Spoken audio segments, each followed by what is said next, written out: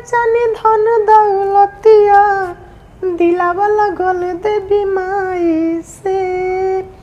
बलमुआ जी, अरे ये राजा जी, अरे ये नहीं आई जी। जी मेहरारू जी, हम आ गई नहीं।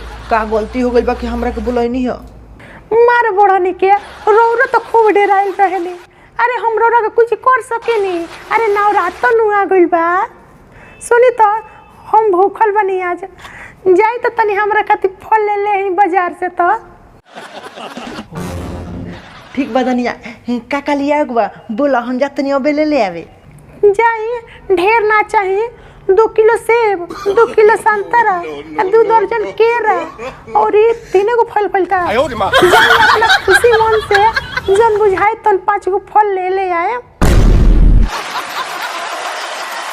तो ये धनी इतना फलवा का करबू? अकेले खा जीबू? इतना हमर लगे कहाँ पैसा बा। हम जानी कि आधा किलो सेब, आधा दर्जन केरा लिया के बा, तो हम अभी लिया देती। का पैसा नहीं खे? हम कुछ नहीं की जानत। जितना कहले बानी उतना सामान आवे के चाही। ठीक बा, जा तनी कर्जा काढ़ के तारा के फल ले ले आवे।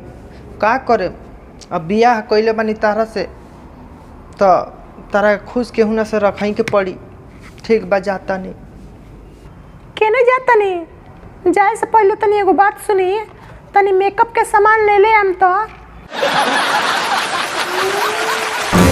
का हुई मेकअप हो?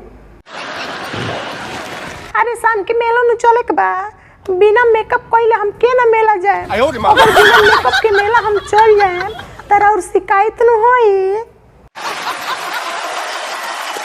एकदम ठीके कहता रू। अरे असली चेहरा लोग देखी तो हमार शिकायत करबे न करी कि कैसन मेहरारू से शादी कइले बा। ए जी, ज्यादा बोली मत। हमरा से सुंदर कौन बिया रो रगुआ में जी?